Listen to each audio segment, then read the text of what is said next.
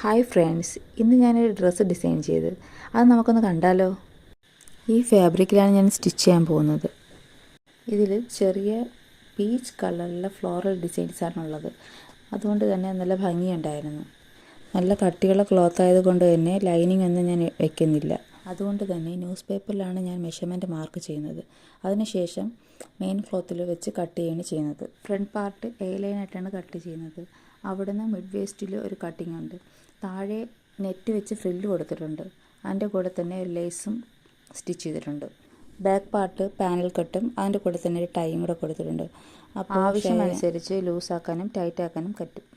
Sleeve ഒരു ചെറിയ puff വന്നിട്ടാണ് ചെയ്തിരിക്കുന്നത്. സ്ലീവിലും കോളറിലും ചെറിയ ലേസ് വർക്ക് കൊടുത്തിട്ടുണ്ട്. ഇനി ബാക്കിൽ ടൈ ചെയ്യാനുള്ളത് നമുക്ക് സ്റ്റിച്ച് ചെയ്തെടുക്കാം.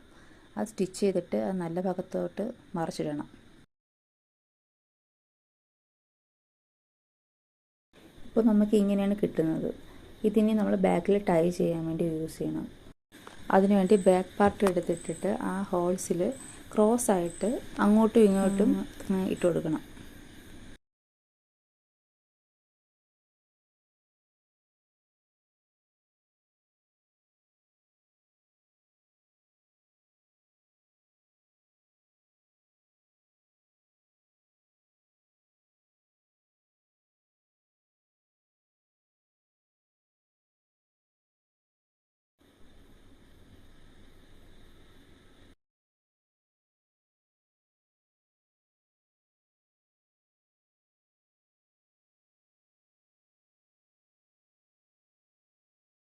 ഫൈനലി നമുക്ക് ഇങ്ങനെയാണ് കിട്ടുന്നത്.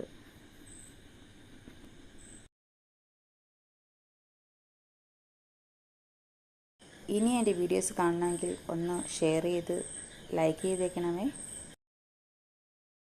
അങ്ങനെ എൻ്റെ സ്റ്റിച്ചിങ് കഴിഞ്ഞു. ഇനി നമുക്ക് കുറച്ച് ഫോട്ടോസ് കാണാം.